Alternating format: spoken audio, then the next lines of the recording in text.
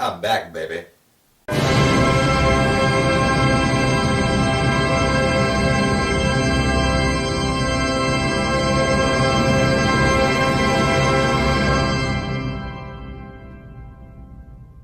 So we start off our fourth Harry Potter movie with probably the best opening music in a Harry Potter movie ever.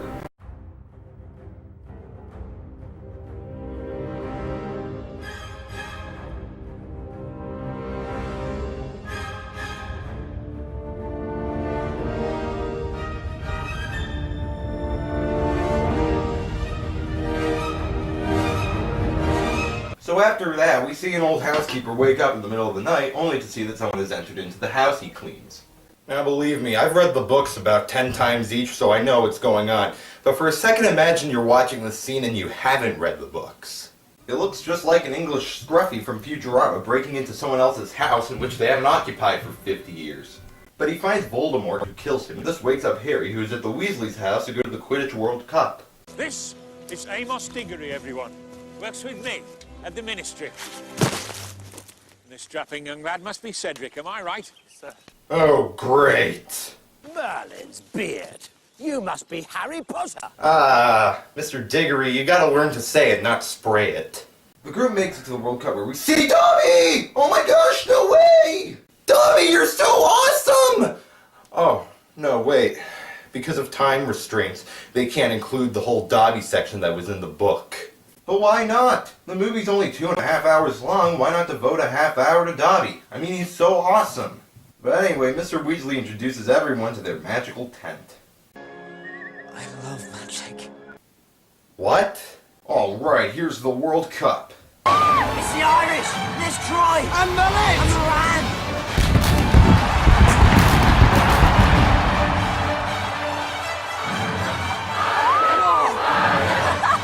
Irish! Yeah! I'm Irish. Ah! And here's another thing that really annoys me. Right when the teams are about to start playing, they cut away from it. Come on! I mean, you really can't take 5 minutes to have a Quidditch match? Especially since the one in the book was so awesome. Well, if that's the way you're gonna be about it, then I guess I might as well do the same thing. Aw, man. That was a great review. Really funny, too. It's probably gonna be the one to get me on Blip. Oh, good times. But later that night, some of Voldemort's followers, called Death Eaters, begin attacking everyone, and in the panic, Harry starts getting trampled.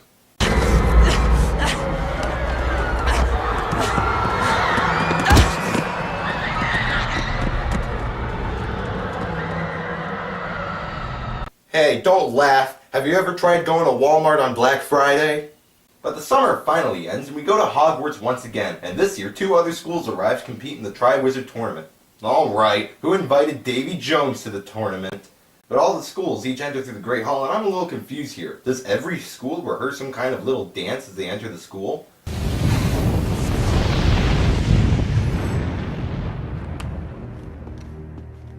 Albus. In Soviet Russia, magic performs you! But now that all the schools are here, Dumbledore begins telling everyone about the tournament. I'd like to say a few words. Eternal glory. That is what awaits the student who wins the Triwizard Tournament. But to do this, that student must survive 3 tasks. 3 extremely dangerous tasks. Wicked. The new defense against the dark arts teacher, Mad-Eye Moody, shows up too, and he does make quite an entrance.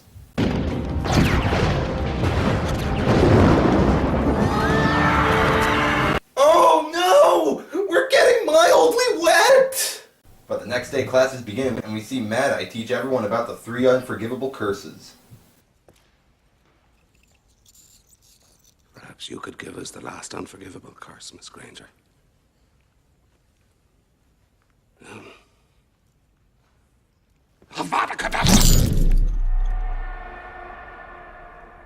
Yeah, that's dramatic and all, but it would have been much funnier this way. Alright class, the 3rd and final unforgivable curse is the killing curse. It goes like this. Avada Kedavra. I didn't do that. Meanwhile, friend George have conjured up an aging potion so they can get their names into the Goblet of Fire.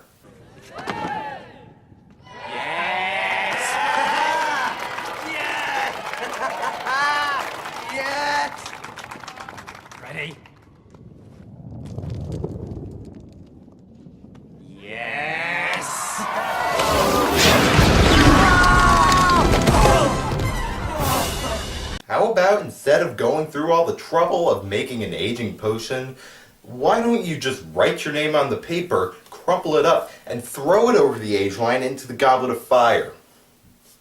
You gotta use your brain sometimes. But the big night arrives and Dumbledore displays what the winner of the tournament receives. But in the end, only one will go down in history.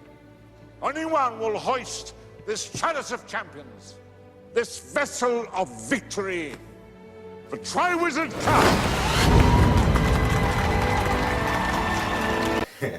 The Triwizard Cup has the word whiz on it. All the champions are selected, but for some reason, Harry's name is also picked, much to the teacher's confusion. The Goblet of Fire is an exceptionally powerful magical object. Only an exceptionally powerful Confundus charm could have hoodwinked it. Magic way beyond the talents of a fourth year. You seem to have given this a fair bit of thought, Mad-Eye. In Soviet Russia, thoughts give a great deal of you! Harry returns to the bedroom for the night, and Ron doesn't seem very happy with him. How did you do it? Never mind. Doesn't matter. Might have let your best friend know, though. Okay, there's no reason for Ron to be angry. Who cares if Harry got in? And why would Harry lie to Ron about putting his name in? There's logically no reason for him to! You gotta use your brain sometimes. A nosy reporter named Rita Skeeter is also giving Harry a hard time as she requests an interview. This is cozy. It's a broom cupboard. Hagrid tells Harry, though, that the first task of the tournament has dragons, so Harry gets a heads up to Cedric. Dragons. That's the first task. They've got one for each of us. Come on, Ced! Are you serious? And Fleur and Crumb, do they? Yes. Come on, Ced, leave him! Right. Okay, so how is Moody able to hear Harry talking to Cedric? Does he have supersonic hearing? Or can he just read lips? Who is he, Hal? But the day of the first task arrives, and Mr. Crouch tells everyone about their dragons. The Chinese fireball.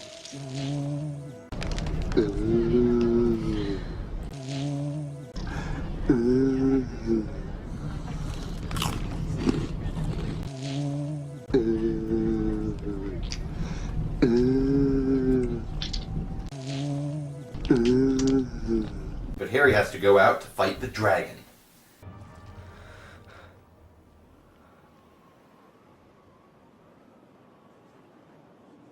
Look out! The dragon's right behind you!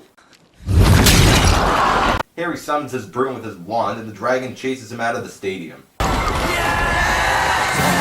done, dragon! Oh, hey, it's me at the midnight premiere of the second Hobbit movie.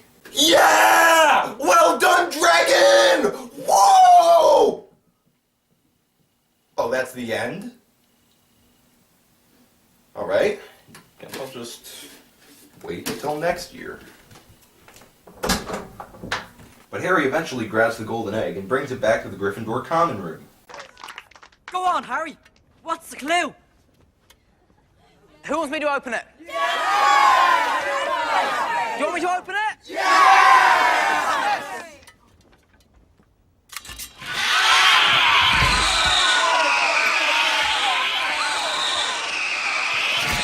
Oh no, he's gonna have to fight Celine Dion next.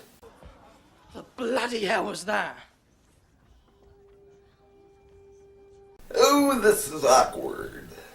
But now that Harry and Ron are friends again, we see Professor McGonagall teaching everyone how to ballroom dance. The Yule Ball is first and foremost a dance. Silence! Yeah, sorry, Dumbledore said it better. Silence! Silence! But McGonagall singles Ron out and makes him dance with her. Oi. Never gonna let him forget this, are you? Never. Which is why we'll never bring it up again in any of the other movies. But uh-oh, Harry has to ask a girl to the dance. Cho? Yes? I just wondered if you... I just wondered if maybe you want to go to the ball with me? Sorry, I didn't catch that. Oh, come on, really? You didn't catch that? I think it's pretty obvious what he's trying to ask you. But after being turned down, Harry goes back to the common room and Ron comes in. It's all right. It's okay, Ron. It's all right. It doesn't matter. What happened to you? He just got back from health class. They were showing him that video about miscarriage due to smoking. I don't expect any of you to get that. That's a personal joke. But the Yule Ball commences. Is that Hermione Granger with Victor Crumb? No. Absolutely not. Jealous? Neville also dances with Ron's sister Ginny, as we see later that night. You all right, Harry? I just got in. Me? So,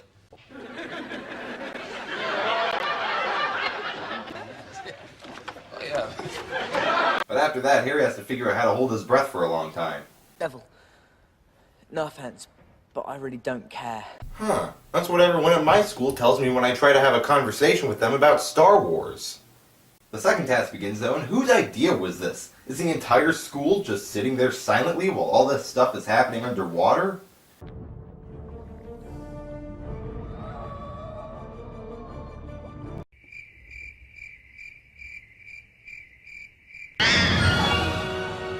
But she's my friend too.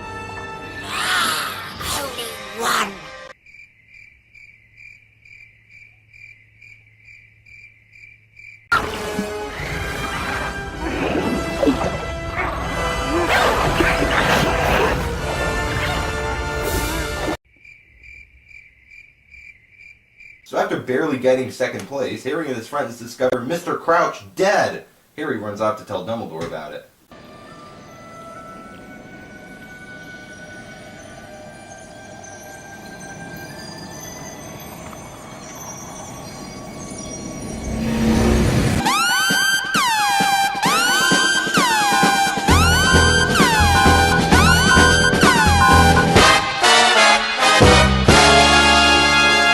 Harry experiences Dumbledore's memory of a trial of an Azkaban prisoner, as Harry still doesn't quite know what's going on. Boy, I have to hand it to these people. These effects are top-notch. But the Azkaban prisoner begins naming spies who worked for Voldemort. I've heard about one more. What's that? The name. Yes? I know for a fact this person took part in the capture, and by means of the Cruciator's Curse, torture of the Auror Frank Longbottom and his wife! Get on with it! So we learn that Mr. Crouch's own son was a Death Eater, and then he takes him away to Azkaban. Still not as disappointing as I am to my parents. But Dumbledore pulls Harry out of the Pensieve, and we cut to the third and final tournament. And again, the whole school is just sitting there quietly while all this stuff goes on in the maze. Harry goes into the maze, and holy crap, do the walls of the maze really need to be that freaking high? Speaking of which, Harry summoned his broomstick to fly away in the first task. Why doesn't he just summon his broom now and fly to the center of the maze? I mean, why not? But Harry and Cedric are almost at the end of the maze and begin to talk. Some game, huh? Some game. I never saw Ender's Game, but that was pretty much how I imagined it. Harry and Cedric both grab the Triwizard Cup together, and it transports them to some sort of graveyard. Wormtail and Voldemort show up, though, and Wormtail kills Cedric. Oh, don't worry, kids. He'll be resurrected as a vampire. But using some of Harry's blood, Wormtail is able to resurrect Voldemort, now played by the great Ralph Fiennes. Today is history.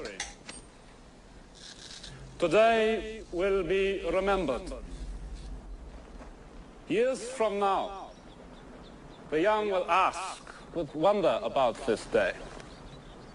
There, maybe now he'll win an Oscar. Because he was so snubbed that year. But Harry quickly runs away and grabs Cedric's body and the portkey.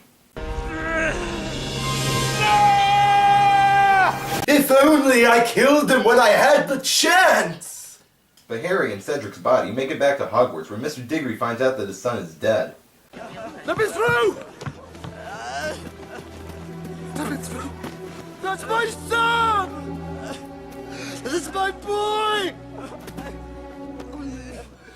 My boy! Oh.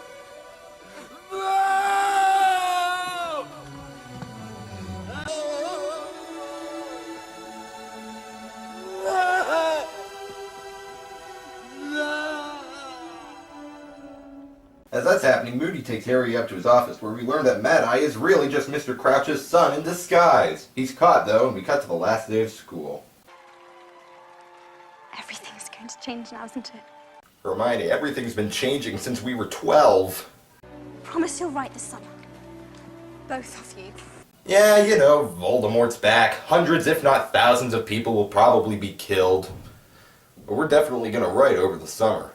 So that was Harry Potter and the Goblet of Fire, my favorite Harry Potter movie. Sure, there are problems, but most of them are just nitpicks. Graveyard scene is so freaking awesome I can't even believe it, and, well, those are my thoughts. Thanks for sticking around this long, and, bye.